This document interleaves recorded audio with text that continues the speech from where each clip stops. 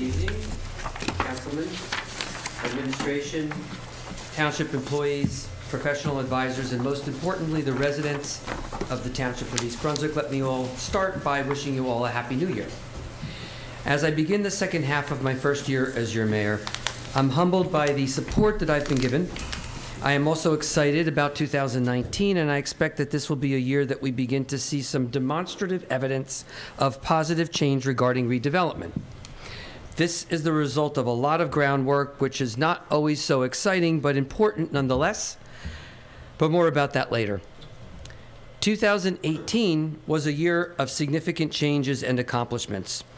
A review of the most significant milestones that will help set up the expectations and challenges for 2019.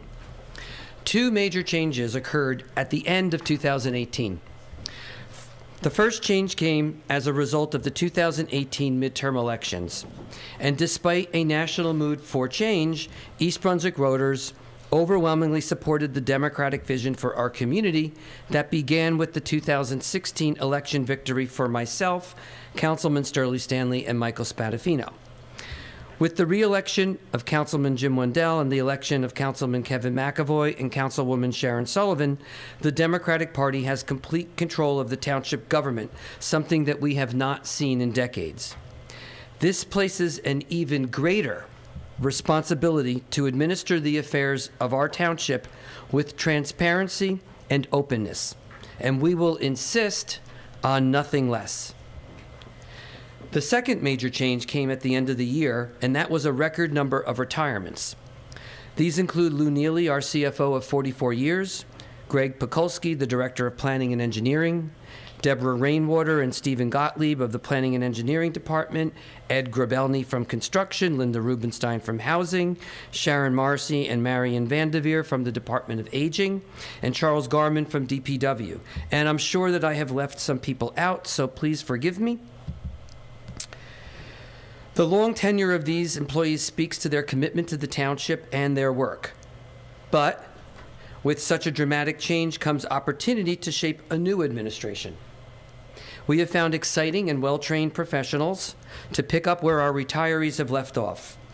The quality of our new professionals speaks to the legacy of those who have left and the reputation of the workforce right here in the township. I ask that you and our residents welcome all of our new staff.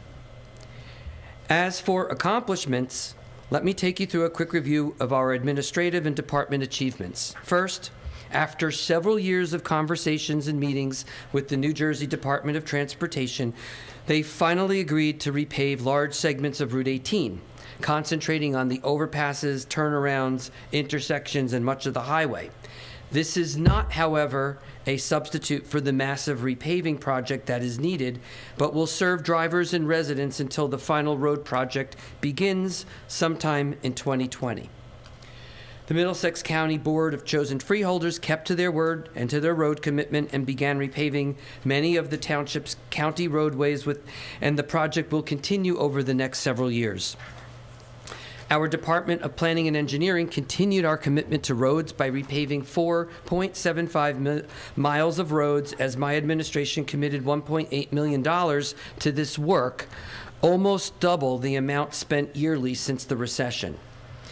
Other road projects included the Mason Avenue water main, the Dunham's Corner road improvements that many of you have seen, and bike paths on Hardenberg and Dunham's Corner Road, all that is part of a 4-year project to provide bike paths, lanes, and walks throughout the township.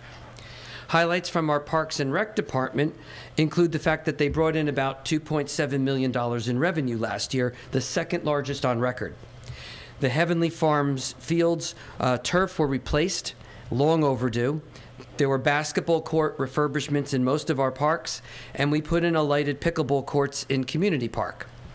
Our youth council logged in about 9,600 hours of community service.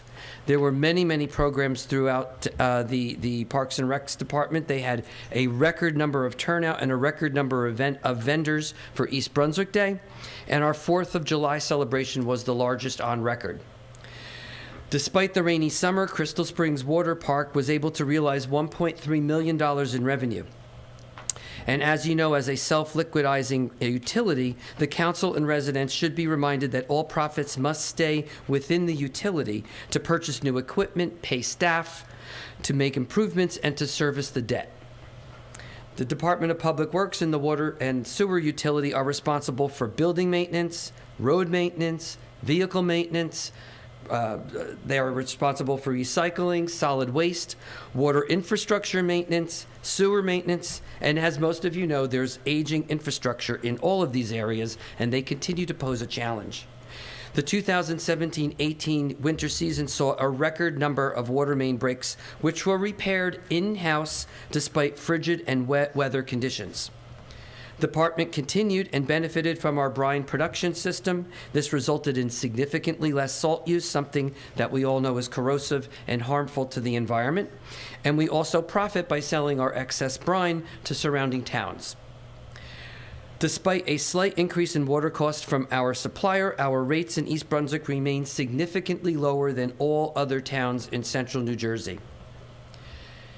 Our Department of Aging had 260 new registrants last year and maintains an active daily attendance of 150 members. These numbers continue to rise, and that's due to new and innovative programming.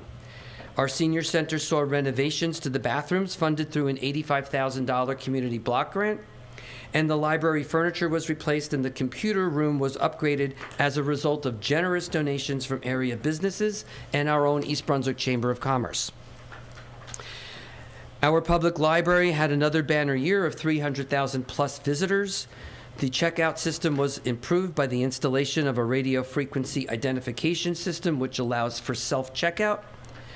The library hosted about 500 programs, many of them in partnership with other township organizations, such as the Human Relations Council, Arts Commission, the Environmental Commission, Parks and Rec, and our own Board of Ed.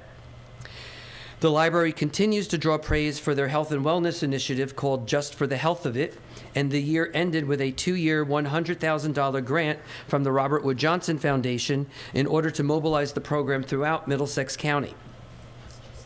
EBTV produced 242 original programs and 194 segments of This Week in East Brunswick. The station took over all of my Facebook Live presentations, and they were at every major East Brunswick event. The year ended with the station management moving over to the Township administration, a transition that was smooth and respectful of our professional staff. There will be no changes in the quality of the programming, and the change is expected to result in a greater role for EBTV in the marketing of East Brunswick. Our Department of Public Safety continues to provide the Township with a level of protection that makes us one of the safest towns in New Jersey. This is done through proactive management and through community policing. All statistics show exemplary performance of our 83 sworn officers. The department investigated approximately 2,400 motor vehicle accidents last year, and of note is the fact that there was a 4.8 or almost 5% reduction in injuries, and there were no, capital N, capital O, no fatal motor vehicle crashes for the entire 2018 year.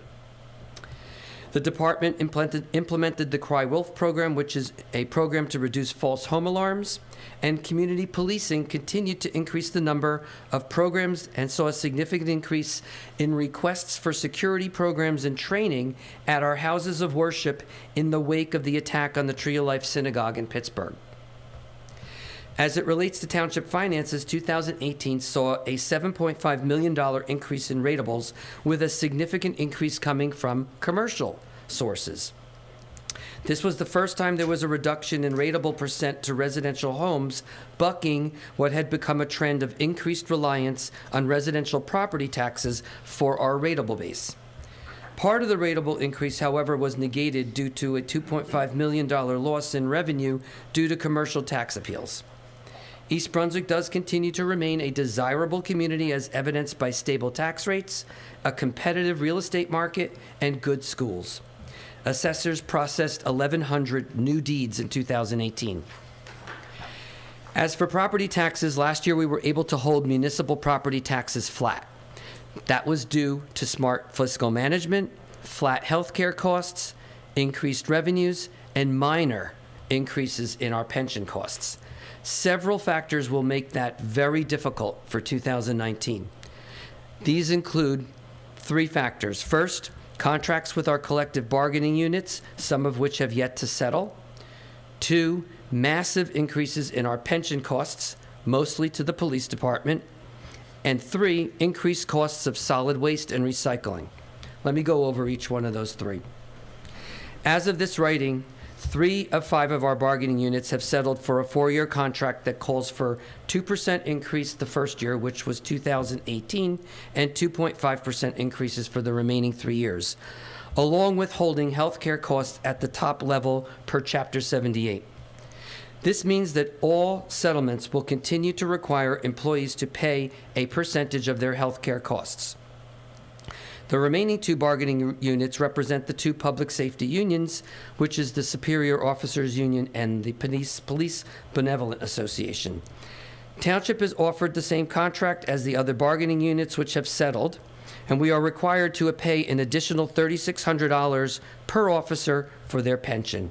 This makes the full cost to the township a staggering $35,000 per officer compared to all other township employees, where the pension contribution averages $8,000 per employee. We are still in talks with the PBA and SOA. I expect that those should end in a good outcome. The cost of all contracts, assuming that unions settle for terms equal to that of the other 3 municipal unions, would still bring additional costs to the township, as we had only budgeted 2% per year for all unions and all 4-year contracts. As mentioned earlier, the second cost is the increase that we are hit in regards to massive increases in our pension costs this year. These increases, the increase alone, comes out to $500,000, 60% of which goes to the 83 police officers and 40% to the 260 municipal employees. The third cost is due to our solid waste and recycling. Our contract for solid waste and recycling was renegotiated for the 2019 new contract. And due to consolidation within the industry and increased operating costs, we only had one respondent to our RFP. Due to this limited bargaining position and the added costs due to the loss of profit in the recycling market, we had to incur a substantial increase in our costs. Our carrier and our schedule of services will remain the same for this contract, and our costs will incrementally increase over the life of our 5-year contract. On a good note, healthcare costs remained flat for a second year in a row. Our employees continue to take advantage of wellness programs, weight loss programs, generic drugs, and mail-away drug programs. So in short, by promoting healthy lifestyles and preventive care, we have been able to enjoy healthcare cost savings. In regards to 2019, we have a very exciting year ahead. And to give you some idea, let me give you the highlights. 1, as mentioned earlier, redevelopment will be in high gear. Expect demolition of the former Wonder Bread factory this winter. Many of you may have noticed fences already gone up around the property. Site plans will be before the planning board by the spring, and construction of the first phases of that project should begin in the summer, more likely the fall of this year. RFPs were received for large segments of the Loman site and the Wiz site. Expect our redevelopment agency to name redevelopers for these projects soon and work to begin this year. Plans include a mixed-use walkable downtown that is a large component of the project, and the area should also be home to a community center, hotel, and restaurants. The township is also in contract to purchase the former David's Bridals and Corner properties on Ruth Street and Route 18. We will look to proceed with plans for construction of the township's third parking deck and bus station, and we will look to see if additional properties are needed for this project. The township will also see the addition of a 500,000 square foot fulfillment center on Edgeboro Road near the landfill. In addition, the developer has paid for redevelopment designations for most of the Edgeboro properties in order to assist owners in cleaning up and redeveloping many of the buildings that have fallen into disrepair. Let me publicly thank Councilman Jim Wendell and the Redevelopment Agency for their hard work. This is a very detail-driven process, and much of the work is laborious and unexciting. However, we've come a very long way and should be able to reveal exciting plans in the days and weeks ahead. A shout out to the Redevelopment Advisory Committee, as they will also begin the process of reviewing these plans and will provide the forum for public participation in what can only be described as a generational change in the look of our most valuable commercial corridor. Department of Planning and Engineering will continue on much of the work they began since I took office in 2017. We've committed about $2 million to township roads, and the repaving repairs will begin as soon as the weather allows. We are going to use state transportation funds to repave parts of Riva Avenue, Old Stage Road, and Ruse Lane. Applications for DOT grants for Riva and Old Stage Road are pending. We will also continue the bike path and bike lane program. Federal funding has also been approved for the bike path that will connect Crystal Springs to the Community Arts Center. And we will have and are still looking for a DOT grant that's pending for local freight infrastructure funds to repair Edgeboro Road. If that were to be approved, the township would receive $1.65 million to be used towards this much-needed project. Our Department of Public Safety expects to receive accreditation from the New Jersey Association of Chiefs of Police. This would be a big achievement and will be celebrated as soon as we hear that it's been received. As mentioned earlier, we are negotiating in good faith with both bargaining units, and I expect that we shall have a settlement of our issues very soon. Parks and Recreation are gearing up for another banner year.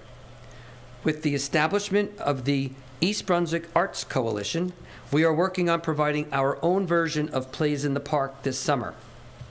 We will be piloting the program with 2 3-day performances over the summer at the Community Arts Center. We will be seeking stronger partnerships with the East Brunswick Board of Education. There are a number of areas where we can work together to help enhance services for our residents and control costs. And finally, we will need to invest in our information technology department as we continue to have needs in human capital, software, and hardware. We intend to move forward and towards replacement of the township website, something and an upgrade that is long overdue. A hearty thank you to the IT department for implementing Burbio, the application-based interactive community calendar. I encourage all residents to download the free application to their handheld mobile device. I'm currently working with all the departments, our business administrator, Joseph Crisculo, and our new CFO, Angel Albanese, on the 2019 budget. It is unlikely that we will be able to repeat the flat budget that we were able to achieve last year, but we are working to keep any increase to a minimum. There is still work to be done, and some of the numbers can change as we get closer to adopting a budget. Areas that can impact the final budget include the final contracts with the PBA and SOA, state aid, which is expected the first quarter of the year, settlement of large outstanding commercial tax appeals, and finally the winter. As we all know, that's unpredictable, so snow removal, winter damage, water main and sewer line breaks can all exceed what we had budgeted.